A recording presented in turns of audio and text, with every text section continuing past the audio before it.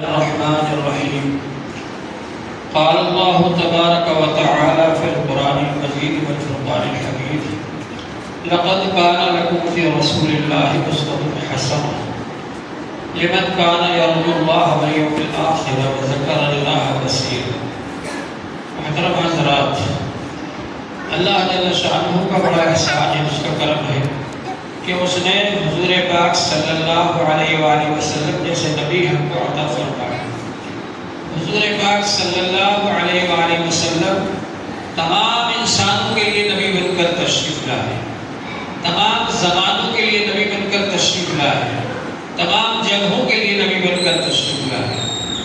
آپ سے پہلے جو انبیاء علیہ السلام آتے تھے وہ خاص جگہ کے لیے، خاص قوم کے لیے، خاص زمانے کے لیے آتے تھے، لیکن حضور صلی اللہ علیہ وآلہ وسلم کی نبوت سب کے لیے عام ہے. اللہ تعالیٰ نے فرمایا: قُلْ يَا أَيُّهَا النَّاسُ إِنِّي رَسُولُ اللَّهِ إِلَيْكُمْ جَمِيعًا. اے نبی صلی اللہ علیہ وآلہ وسلم، آپ فرما دیجئے کہ میں تم سب کے لیے رسول بن کر کے آیا ہوں. اے انسانوں، میں تم سب کے لیے رسول بن کر کے آیا ہوں. تو حضور پاک صلی اللہ علیہ وآلہ وسلم کی رسالت سب کے لیے عام ہے. انسانوں میں سے جتنے بھی انسان ہیں، کسی بھی قوم کے ہوں، کسی بھی خاندان کے ہوں، کہیں کے بھی رہنے والے ہوں، کسی بھی جگہ کے رہنے والے ہوں اور کسی بھی زمانے میں پائے جائیں، ان سب کے لیے حضور صلی اللہ علیہ وآلہ وسلم ہی رسول بن کر تشریف لائے. یہی وجہ ہے کہ حضور صلی اللہ علیہ وآلہ وسلم کے آنے سے پہلے اللہ تبارک و تعالی نے پچھلے مذہبوں کی کتابوں میں بھی یہ پیشگوئی نازل فرمائی، یہ خوشخبریاں سنائی کہ نبی آخر الزمان آنے والے ہیں. ہر مذہب کے پیشواؤں نے اپنے ماننے والوں کو یہ خوشخبریاں سنائی کہ نبی آخر الزمان حضرت محمد صلی اللہ علیہ وآلہ وسلم آنے والے ہیں. جب وہ آ جائیں تو تم ان کو ہی ماننا، ان کے ہی طریقے پر چلنا. چنانچہ حضرت موسیٰ علیہ السلام نے بھی یہ کہا، حضرت عیسیٰ علیہ السلام نے بھی یہ کہا. انجیل کے اندر فارقلین نام بتایا گیا حضور صلی اللہ علیہ وآلہ وسلم کا، اور فارقلین کے معنی احمد ہے. آپ کے دادا محترم نے آپ کا نام محمد رکھا اور امی جان نے حضرت آمنہ رضی اللہ عنہ نے آپ کا نام احمد رکھا. تو فارقلین کے معنی احمد کے ہیں. اور قرآن پاک میں بھی ہے کہ حضرت عیسیٰ علیہ السلام نے خوشخبری دی ہے: وَبَشِّرًا بِرَسُولٍ يَأْتِي مِن بَعْدِهِ اسْمُهُ أَحْمَدُ. خوشخبری دینے والے ہیں عیسیٰ علیہ السلام ایک رسول کی جو ان کے بعد آئیں گے، ان کا نام احمد. اسی طرح سے ہمارے ہندوستان کے اندر جو مذہب پائے جاتے ہیں، ہو سکتا ہے کسی زمانے میں یہ کتابیں بھی برحق رہی ہو، ان میں بھی کچھ چیزیں ملتی ہیں. مثال کے طور پر وید کے اندر نراشنس کا لفظ ملتا ہے. نراشنس کے معنی محمد، اور محمد صلی اللہ علیہ وآلہ وسلم کی اور نراشنس کی جو پہچان اور جو صفات اور جو نشانیاں بتائی گئی ہیں وید کے اندر، وہ حضور پاک صلی اللہ علیہ وآلہ وسلم ہی میں پائی جاتی ہے. تو اس لیے ہم یہ کہہ سکتے ہیں کہ ہمارے وطنی بھائیوں کی کتابوں کے اندر بھی حضور پاک صلی اللہ علیہ وآلہ وسلم کے بارے میں خوشخبری موجود ہے. اسی طرح کل کی اوتار اور کل کی اوتار کی جو نشانیاں اور پہچانیں بتائی گئی ہیں، وہ صرف حضرت محمد صلی اللہ علیہ وآلہ وسلم میں پائی جاتی ہے. تو ہر مذہب کے لوگوں نے آ کر کے بتلایا کہ نبی آخر الزمان آنے والے ہیں. مہاتما بدھ نے بھی یہ کہا اپنے ماننے والوں سے کہ میں آخری بدھ نہیں ہوں، میرے بعد ایک اور بدھ آئے گا، جب وہ آ جائے تو ان کی بات ماننا. تو ہر مذہب کے ماننے والوں نے خوشخبریاں سنائی حضور پاک صلی اللہ علیہ وآلہ وسلم کے تشریف لانے کی. اس لیے جب حضور پاک صلی اللہ علیہ وآلہ وسلم کا ذکر خیر ہوتا ہے تو سب کو خوشی ہوتی ہے. ہر مذہب کے لوگوں کو خوشی ہوتی ہے، ہر جگہ کے رہنے والوں کو خوشی ہوتی ہے، ہر قوم کے لوگوں کو خوشی ہوتی ہے، ہر زمانے کے لوگوں کو خوشی ہوتی ہے، کیونکہ آپ سب کے لیے نبی بن کر کے تشریف لائے. حضور پاک صلی اللہ علیہ وآلہ وسلم کی نبوت سب کے لیے عام ہے، اور حضور پاک صلی اللہ علیہ وآلہ وسلم کی رحمت سب کے لیے عام ہے. وَمَا أَرْسَلْنَاكَ إِلَّا رَحْمَةً لِلْعَالَمِينَ.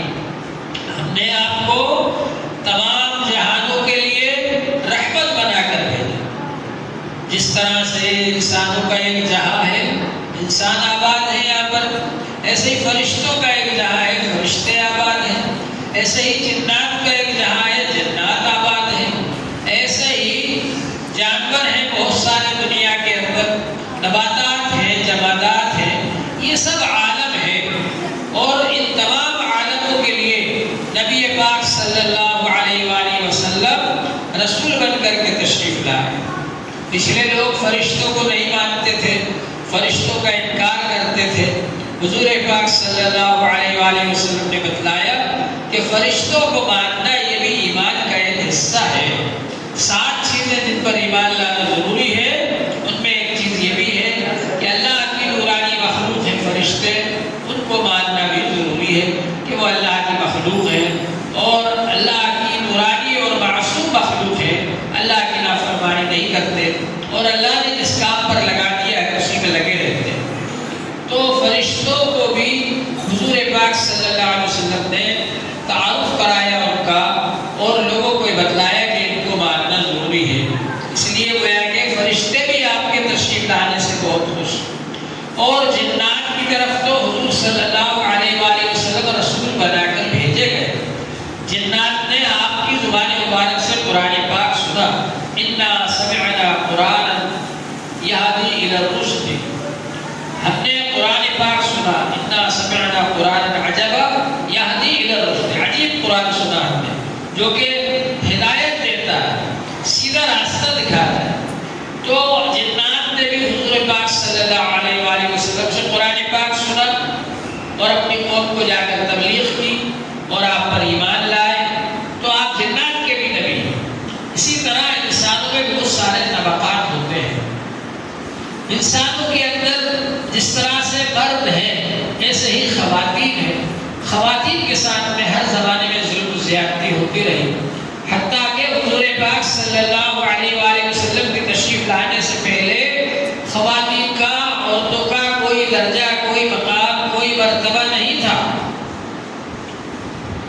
عرب کے اندر تو بچیوں کو پیدا ہوتے سے ہی دفن کر دیا جاتا ہے، اور یورپ کے اندر حضور صلی اللہ علیہ وآلہ وسلم کے تشریف لانے سے پہلے ایک کانفرنس ہوئی، یہ مشورہ کرنے کے لیے کہ عورت ہے کیا چیز، اور بڑے بڑے فلاسفر اور سائنسداں اس میں اکٹھے ہوئے اور ان سب نے سر جوڑ کر بیٹھ کر یہ فیصلہ کیا کہ عورت ہے تو جاندار ہے، مگر اس کا کوئی حق نہیں ہے، وہ صرف اس لیے پیدا ہوئی ہے کہ مردوں کی خدمت کرے۔ لیکن اسلام نے آ کر کے عورتوں کو ان کا حق دیا، جس طرح سے عرب کے جاہلوں کو منع کیا کہ لڑکیوں کو زندہ دفن نہ کرو اور لڑکوں کو بھی قتل نہ کرو، لا تقتلوا اولادکم خشیۃ املاق، خرچ کے ڈر سے اولاد کو قتل نہ کرو، لڑکوں کو بھی مار ڈالتے تھے جاہل لوگ، اور وہ یہ سمجھتے تھے کہ کہاں سے کھلائیں گے۔ منع کیا قرآن پاک میں اللہ تعالیٰ نے منع کیا، اور لڑکیوں کو زندہ دفن کرنے سے منع کیا۔ وَإِذَا الْمَوْءُودَةُ سُئِلَتْ، موعودہ لڑکی جس کو دفن کر دیا گیا اس کے بارے میں پوچھا جائے گا، اور اس سے پوچھا جائے گا کہ تیرا کیا قصور تھا، کہے کہ اللہ تعالیٰ میں تو بے قصور تھی، معصوم تھی، تو سارا قصور دفن کرنے والے کا نکلے گا میدان حشر میں۔ تو اللہ تبارک و تعالیٰ نے منع فرمایا، حضور پاک صلی اللہ علیہ وآلہ وسلم نے منع فرمایا، بلکہ حضور صلی اللہ علیہ وآلہ وسلم نے عورتوں کے حقوق مقرر فرمایا، میراث کے ان کا حق مقرر فرمایا، اور بتلایا لہن مثل الذی علیہن، عورتوں کے بھی حقوق ہیں، جیسے تمہارے حق عورتوں پر ہیں ایسے ہی عورتوں کے حق تمہارے اوپر ہیں، ان کو پورا کرنا ضروری ہے۔ اسی طرح سے حضور پاک صلی اللہ علیہ وآلہ وسلم نے بچوں کے حق ہمارے اوپر بتلایا کہ بچوں کا تمہارے اوپر یہ حق ہے کہ ان کی اچھی پرورش کرو، اچھی تعلیم و تربیت دو، یہ سب ہمارے اوپر حق بتلائے بچوں کے، اور بچوں کے ساتھ میں کس طرح رحمت اور شفقت کی جائے، کس طرح محبت کا برتاؤ کیا جائے، یہ بتلایا حضور پاک صلی اللہ علیہ وآلہ وسلم۔ ایک بار حضور صلی اللہ علیہ وسلم حضرت حسن رضی اللہ عنہ، حضرت حسین رضی اللہ عنہ بہت بیٹھے ہوئے تھے، چھپ رہے تھے، تو ایک صحابی اقرا بن حابس دیہات کے رہنے والے کہا میرے تو 12 بیٹے، میں نے آج تک کسی کو نہیں چھوڑا۔ تو حضور صلی اللہ علیہ وسلم فرمایا تمہارا دل اگر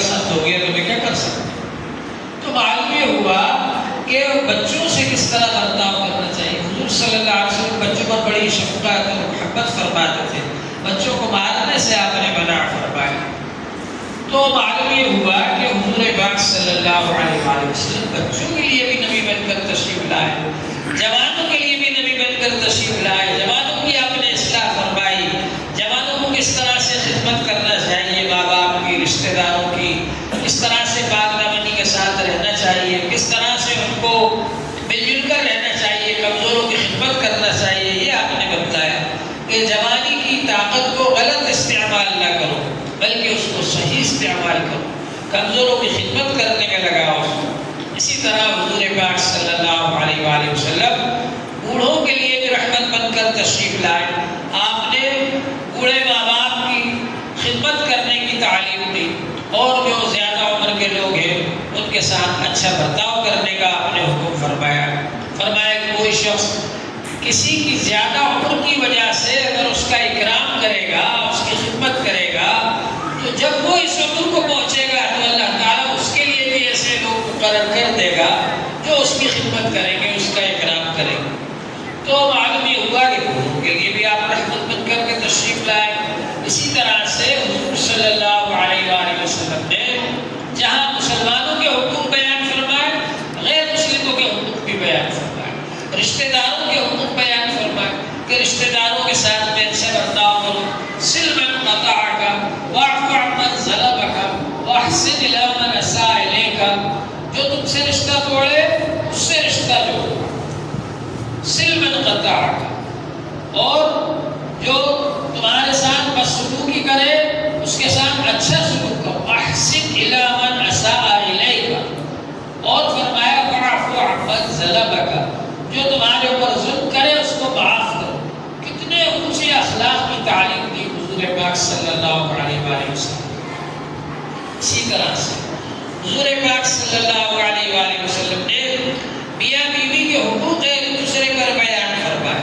عورتوں کو مارنے سے منع فرمایا, لا تضربوا اماء اللہ, اللہ کی بندیوں کو نہ مارو, عورتوں کو مارنے سے منع فرمایا. اور اسی طرح سے شوہر کے حقوق بیان فرمائے, عورتوں کے بارے میں بیان فرمایا. ارشاد فرمایا کہ المرأة اذا صلت خمسها واطاعت بعلها وصامت شهرها فلتدخل من اي ابواب الجنة شاءت. عورت 5 نمازیں پڑھنے والی ہو, روزہ رکھنے والی ہو, شوہر کی فرما بردار ہو, جنت میں جس دروازے سے چاہے داخل ہو. حضور پاک صلی اللہ علیہ وآلہ وسلم نے پڑوسیوں کے حق بیان فرمایا کہ پڑوسیوں سے اچھا برتاؤ کرو. حضور پاک صلی اللہ علیہ وآلہ وسلم نے فرمایا واللہ لا یؤمن, خدا کی قسم کوئی ایمان والا نہیں ہو سکتا.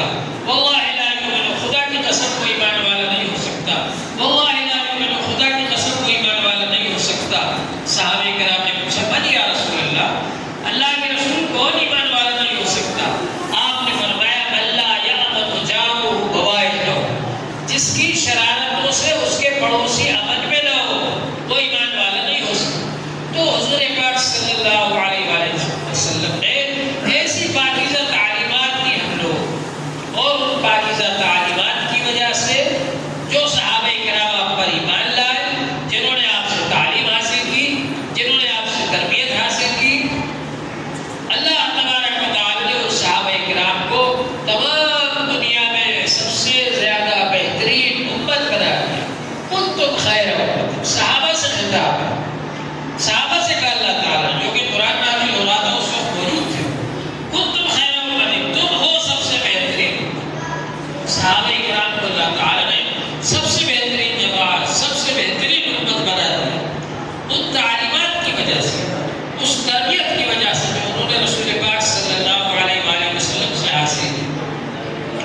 تو اتنی بہترین تعلیمات ہمارے پاس موجود ہیں, اور اتنی بہترین تربیت و تہذیب ہمارے پاس موجود ہے. اس کے باوجود اگر ہم دوسروں کی تہذیب کی طرف دیکھیں, دوسروں کے معاشرے کی طرف دیکھیں کہ صاحب وہ کیسے زندگی گزار رہے ہیں, ان کی فیشن کیسی ہے, ان کے رسم و رواج کیسے ہیں, تو یہ ہماری بہت بڑی بے عقلی ہے کہ اتنا بہترین مذہب ہمارے پاس ہے, اتنی بہترین تہذیب ہمارے پاس ہے, حضور پاک صلی اللہ علیہ وآلہ وسلم کی سنتیں ہمارے پاس ہیں, اور پھر ہم اس کو چھوڑ کر کے دوسروں کی طرف دیکھیں تو یہ ہمارے لیے بہت ہی زیادہ افسوس کی بات ہے۔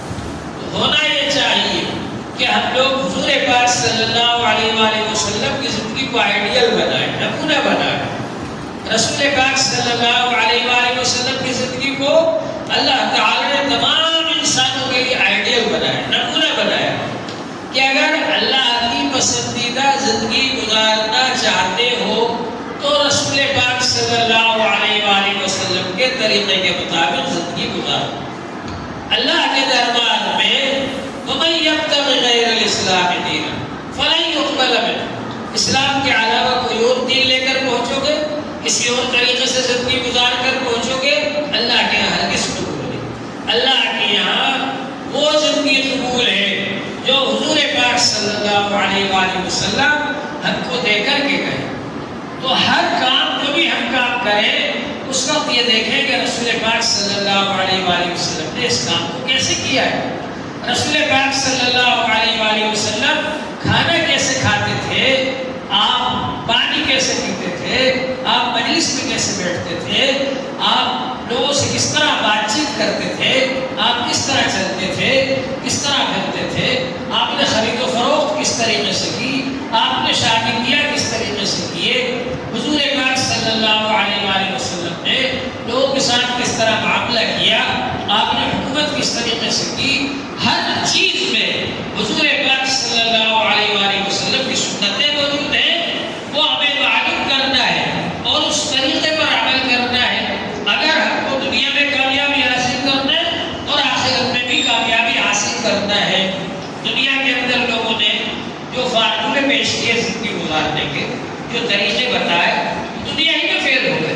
آپ نے دیکھا کہ کمیونزم فیل ہو گیا، جہاں پر کمیونزم کی حکومت تھی اور 70 سال تک وہاں پر حکومت رہی روس میں کمیونزم کی، یہ حال تھا کہ وہاں پر اسلام کا نام لینا منع تھا، لیکن کیونکہ کمیونزم انسان کا بنایا ہوا نظریہ تھا، انسان کا بنایا ہوا فارمولہ تھا اور وہ انسان کی فطرت سے ٹکراتا تھا، انسان کی فطرت کے خلاف تھا، لہذا جب پریکٹیکل میدان میں آیا، عملی میدان میں، تو وہ فیل ہو گیا اور جہاں پر کمیونزم کی حکومت تھی وہاں سے کمیونزم کو دھکے دے کر باہر نکال دیا گیا۔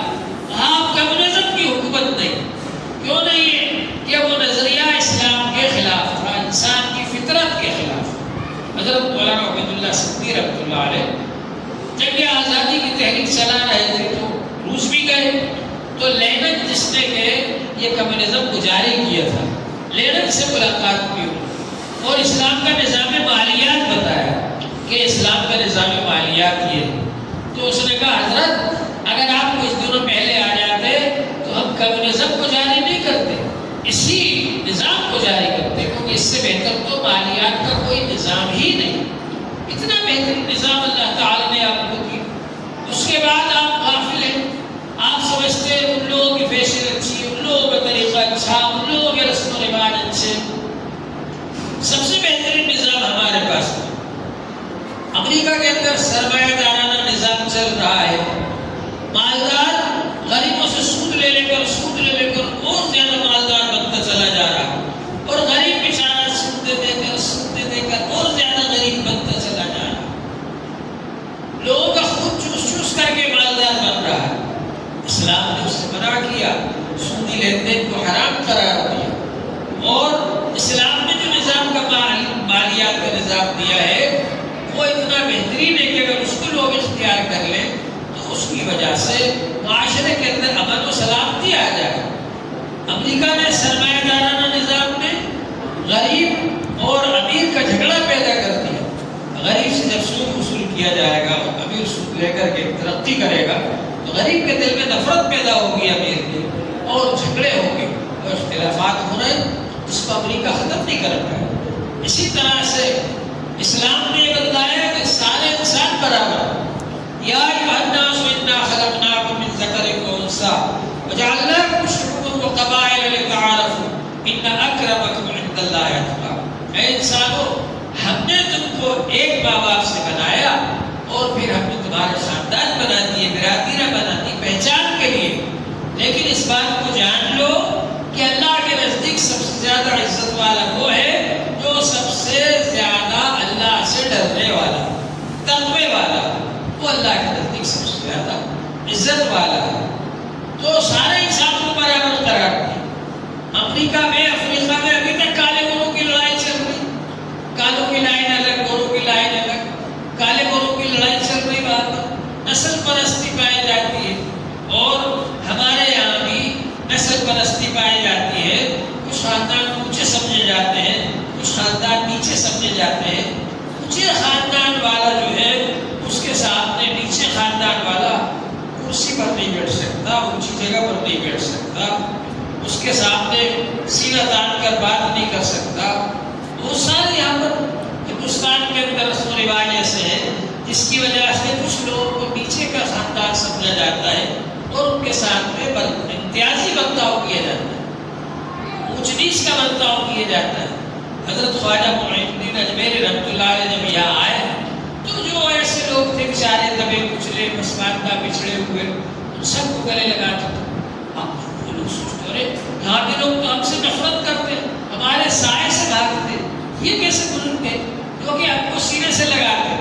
مسلمان ہو گئے لوگ، لاکھوں کی تعداد میں مسلمان ہو گئے۔ کیوں؟ اس وجہ سے کہ اسلام نے اونچ نیچ کو ختم کر دیا۔ کوئی اونچ نیچ نہیں اسلام کے اندر، سب انسان برابر ہے۔ ایک ہی صف میں کھڑے ہو گئے محمود و ایاز، نہ کوئی بندہ رہا نہ کوئی بندہ نواز، ایک ہی صف میں سب کھڑے ہو جاتے، بادشاہ بھی غلام بھی، سب اللہ کے دربار میں برابر ہے۔ ایک ہی تھالی میں سب مل کر کھا لیتے، چاہے کوئی اونچے خاندان کا ہو چاہے نیچے خاندان کا ہو، سب ایک تھالی میں کھا لیتے۔ تو اللہ تبارک و تعالی نے ہم کو ایسا اچھا مذہب عطا فرمایا جو کہ ہم کو آپس میں محبت کرنا سکھاتا ہے، آپس میں اتفاق اتحاد سے رہنا سکھاتا ہے۔ اور حضور صلی اللہ علیہ وآلہ وسلم پر جب صحابہ کرام ایمان لے آئے تو وہ سب شیر و شکر ہو گئے، گھل مل کر رہنے لگے، محبت اور اتفاق کے ساتھ میں رہنے لگے۔ حضور پاک صلی اللہ علیہ وآلہ وسلم کے آنے سے پہلے چھوٹی چھوٹی باتوں پر جھگڑے ہوتے تھے، 50 سال 100 سال تک۔ تیرا گھوڑا پانی پینے میں آگے کیوں بڑھ گیا، میرا گھوڑا پیچھے کیوں رہ گیا؟ اب جنگ ہو رہی ہے، 50 سال تک جنگ ہو رہی، اور جب مر رہے تو وصیت کر کے مر رہے کہ جنگ بند مت کرنا، چلتے رہنے دینا، جنگ جاری رکھنا۔ جنگ یہ حال تھا جب حضور پاک صلی اللہ علیہ وآلہ وسلم تشریف لائے، صحابہ کرام آپس میں مل جل کر رہنے لگے، محبت کرنے لگے۔ اللہ جل شانہ نے ارشاد فرمایا وَاعْتَصِمُوا بِحَبْلِ اللَّهِ جَمِيعًا، سب مل کر ایک اللہ کی رسی کو مضبوط پکڑو۔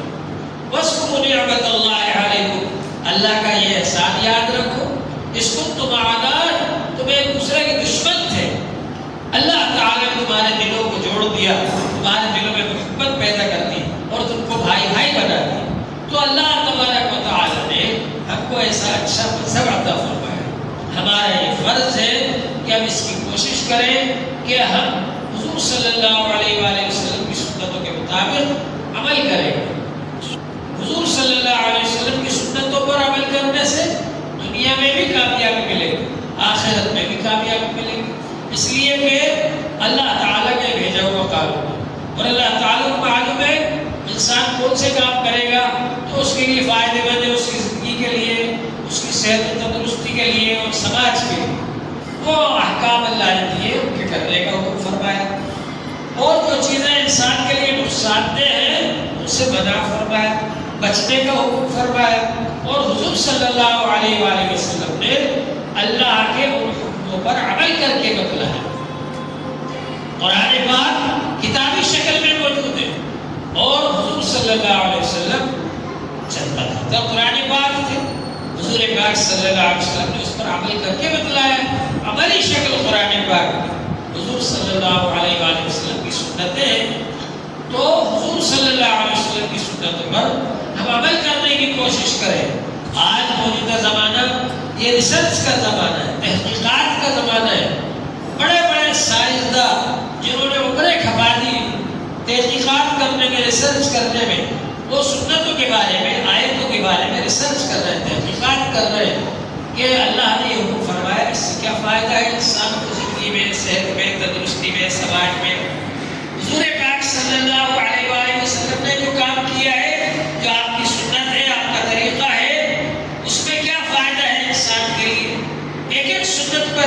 ریسرچ کر رہے ہیں، تحقیقات کر رہے ہیں، اور وہ لوگ اسلام قبول کر رہے ہیں، یہ دیکھ کر کہ اس سے بہتر کوئی نظام زندگی نہیں ہے، اس سے بہتر کوئی زندگی گزارنے کا طریقہ نہیں ہے، اور ہم لوگ دوسروں کی فیشنوں پر رال بہا رہے ہیں اور دوسروں کے رسم و رواج پر رال بہا رہے ہیں، تو ہمارے لیے افسوس کی بات ہے۔ عشق نبی کا تقاضا ہے، عشق رسول کا تقاضا ہے کہ حضور صلی اللہ علیہ وسلم کی سنتوں کو اپنایا جائے۔